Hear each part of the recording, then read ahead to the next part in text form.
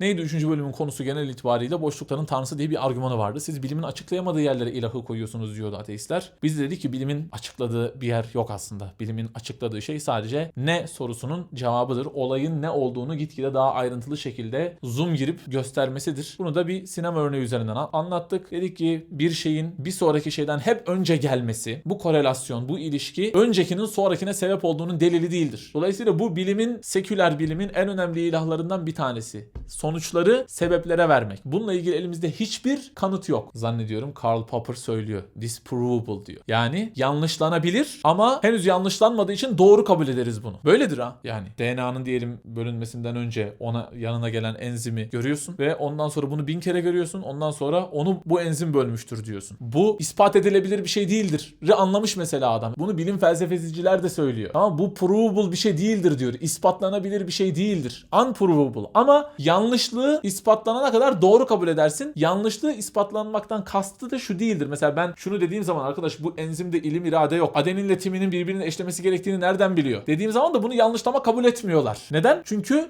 bu şeyde deneylenebilir bir şey söylemedim. Allah ilim sahibi biri olması gerekir diyeceğim zaman senin bu 3 boyutta bildiğimiz cismani alemde deneylenebilir bir hipotez kurmadığım için günahkar oluyorum maalesef. O yüzden böyle bir hipotez ve böyle bir yanlışlamaya giremiyorum. Yanlışlamadan kastı o. Diyeceksin ki A enzimi değil bak bu B enzimi geldiği zaman ben bu RNA'nın neredeyse yani bölündüğünü gördüm, eşlendiğini gördüm diyeceksin. O zaman yanlışlamış oluyorsun sadece. Yanlışlanabilir de diyor. Yanlışlanana kadar doğru kabul ederiz diyor. Bak bunu biliyor mu şimdi ateistlerin birçoğu? %80'i 90'ı bilmiyor emin ol yani. Niye? Çünkü adam kanıt zannediyor. Bak o yüzden boşlukların tanrısı argümanı buradan çıkıyor. Bilim bir şeyleri açıklıyor diyor. Big Bang'i falan açıklamadığı için oraya gidiyorsunuz. Yok bilim şu anda DNA'nın nasıl bölün yani enzim geliyor. A enzimi geldi. DNA'nın eşlenmesi var. Bir olay var orada. A enzimi geldikten sonra o olayın olması A enziminin onu yaptığına delil midir? Bunu bir sorgulasın artık. Niye delil olsun yani? Burada ben özgür bir akıl olarak şunu soruyorum abi. Orada eşlenme olayında bir şey var. Kurallar var. Yok mu? Adeninle timin eşleşiyor. Guaninle sitozin eşleşiyor. Hatırlıyor musunuz biyolojide? Şimdi bu sen ne zaman öğrendin bunu abi? Yıllar sonra öğreniyoruz. Biz en ilim sahibi. Burada referansımız ne? Bu arada kendimiziz. Bak bu biraz daha felsefi belki ileride daha bunu şey yaparız ama ben bilmem gerekiyor. Bana eşleştirirse eşleştirebilir miyim? Niye o zaman o enzime onu atfedebiliyorum? Sırf öncesinde geliyor diye. Ya böyle bir delil olabilir mi? Öncesinde geliyor diye nasıl ona verebilirim? Yani zaman skalasında öncesinde gelmesi sonra olan olanı yaptığına delil midir? Bunun delil olmadığını anlarsanız bilimin şu anda hiçbir etkiyi açıklamadığını anlarsınız. Sadece olayın hangi sıralamalarla gerçekleştiğini anlarsınız. Bu kadar basit. Bak bu Premiere'de montaj yapanlar bunu daha iyi anlayacaktır. Premiere'de ne yapıyoruz biz? Parçaları diziyoruz değil mi? Bir zaman skalası var. Parçaları diziyoruz. Sırayla görüntüler geliyor. Şimdi sonradan gelen parçanın sebebi önceki parça mıdır? Yani bu mesela bizim örnekteki filmdeki o nokta örneğini Premiere'de oynattığımızı düşünelim. Sonraki gelen parçanın sebebi önceki parça mıdır? O ona etki mi eder? Yo o zaman skalasında açıyor. Onun sebepleri çok farklı. Elektriğin gelmesiyle açıklarsın. Ekran boyutunun dışında açıklarsın onu. Yani bir şey sırf zamanda diğerinden önce geliyor diye ve bu da 1000 kere tekrarlanınca 1000 kere böyle oluyor diye niye sonrakinin şeyi olsun? Yaratıcısı olsun öyle söyleyeyim. Çünkü bu bir yaratıcıdır yani. Yaratıcıya inanmadığını söylüyorsun. Nereye inanmıyorsun yani? Bu DNA bölünüyor değil mi? Elbet bir şeye veriyorsun onun sebebini. Yani bu buradaki yaratıcı deyince illa şey anlıyor. Genel anlıyor. Hayır. Sonrakini öncekine verdiğin zaman tamam etki veriyorsun. Etki vermek bizde ilahlık tanımının içine giriyor işte zaten. Değişen bir şey yok. Bilim açıklıyor ama siz neden sonuç ilişkilerini reddediyorsunuz? Evrende neden sonuç ilişkilerini kabul edenler için bilim pekala nasıl olduğunu açıklıyor. Neden sonuç ilişkisini kabul ederseniz problem kalmaz diyor. Neden sonuç ilişkisini kabul etmem için bana bir tane mantıklı delil söyle. Bitsin. Yani biz delil istiyoruz beyler. Yani bu şu an olan o mantıklı delil istiyoruz. Bakın free düşündüğün zaman bu bir şey değil ya. Fanatiklik değil. Emin olun bakın samimi olalım. Samimi olalım yani. Ben geliyorum bana diyorsun ki her seferinde A B olayından önce geliyor. Bunu görüyorum. Enzim ona gidiyor yapışıyor. O zaman bunu 1000 kere denedik. Hiç de aksini görmedik. Hiç B'ye gelmedi. Hep A geldi.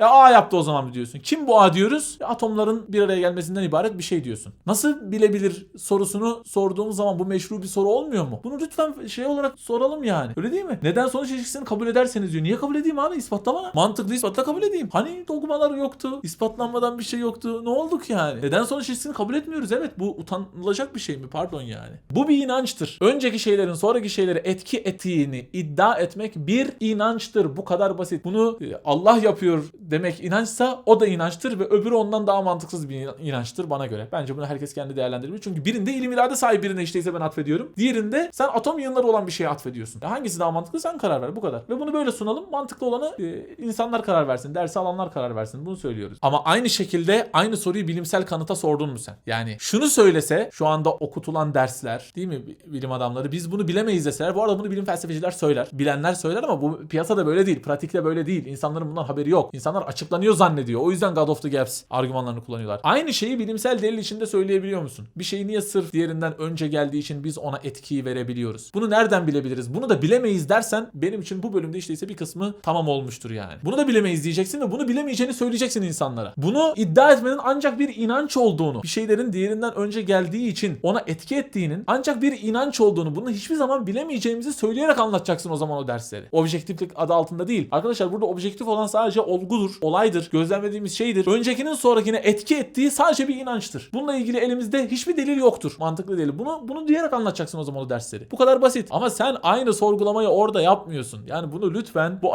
ateistler, deistler ve hatta teistler, fark etmez kim olursa olsun. Ben çünkü bunu 21 yaşında öğrendim abi. Ben de 21 yaşından önce her şeyin gayet açıklandığını düşünüyordum. Değil mi? Yeter ki bu dürüst sorgulamayı yapalım yani. Bir problem yok. Ben bunu not almışım genel anlamda. Şimdi şöyle diyenler var. Bu da meşhurdur bu arada. Ne yapalım yani, Allah deyip bırakalım mı her şeyi? Yani öyle olsa nasıl üretim olacak, teknoloji olacak? Yani korkmayın ya, dünyevi menfaatlerimiz kesilmez. Ne alaka yani? Allah dediğin zaman niye o korelasyonun, o ilişkilerin ayrıntısı nedir? Bunu öğrenelim, bunu menfaatimize kullanalım, bu ilişkiyi kullanıp aletler üretelim demenin önünde bir engel var mı yani?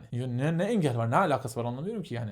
Sonuna Allah koyduğun zaman veya ilim irade sahibi birini koyduğun zaman bu neyi engelleyecek? Hangi araştırma önünü kesecek? Gene o hangi kurallarla iş yapıyor? Bu kuralları lehimize çevirebilir miyiz? Sizin ayrıntısı gene ortada bir soru olacak ve bunun peşinden gene koşacağız. Bunda bir fark yok ki yani. Dolayısıyla böyle bir korku yaşamanın bir manası yok. Bir de şu var. Yani bu aslında 8, 9 veya 10. bölümlerden birisi. Serinin şu anda devam edecek bölümlerinden birisi ama sadece ufak anlatmak istiyorum. Yani bu kadar teknoloji üretemezdik diye teknolojiye atıf yapma var. Arkadaşlar bakın sadece şu kadar söyleyeceğim. Bir, yani öncelik sonralık sırasını öğrenip sonra bu sıradan istifade edip bunun üstüne aletler yapmak bizim olayın nasıl olduğunu anladığımıza delil değildir. Bak bu çok önemli. Yani teknoloji aslında bunu 4. bölümde de konuşacağız değil mi biraz? Bakın çok önemli, bunun bir örneği var. Bunu şimdi dillendireyim ama gene bunun ayrıntısını o zaman o bölümün içinde daha iyi konuşuruz. Newton'un kurallarını biz şu anda yanlışladık. Newton'un teorisini yanlışladık. Değil mi? Einstein Newton'un teorisini yanlışladı abi. Bakın buna da itiraz edenler var. Buna itiraz edenler gitsin Celal Şengör'ü dinlesinler. Tamam mı? Bak yani karşı taraftan da biri olduğu zaman onun da fikirlerine katılabiliyoruz. Gördüğünüz gibi bir fanatiklik yok orada. Gitsin Celal Şengör'ü dinlesinler. Newton yanılmıştır abi. Bu kadar basit. Newton belli şeyler koyuyor. Einstein geliyor bir bakıyor ki makroda bunların uymadığını görüyor ve başka bir şey yazıyor ve değişiyor iş. Ama Newton'un o kurallarıyla, o teorisiyle insanlık o dönemde bir sürü teknoloji üretti. Bir sürü aletler yapıldı. O mekanik aletler falan hep onların üzerine üretildi. O bulduğu teorilerin üretine. Ama onların üzerine bizim aletler ve teknoloji üretmemiz o teorinin doğru olduğuna delil oldu mu? Olmadı işte. 300 sene sonra geldi bir tanesi onu yanlışladı. Yanlış olduğunu ortaya koydu. Demek ki bir teorinin, bir açıklamanın doğru olduğuna delil değildir bizim onunla teknolojiler üretmemiz. Newton-Einstein ilişkisi benim kafamda bunun çok önemli bir örneği bakın. Bence bunun üstüne düşünün yani. Şimdi bazı şeyler var. Böyle sadece mikroyla makroda yanılıyor Newton diyor ama bu bulunduğumuz ölçekte yanılmıyor diyor. Hayır, her yerde yanılıyor. Sadece burada yanılmıyor gibi görünüyor. O formüller bu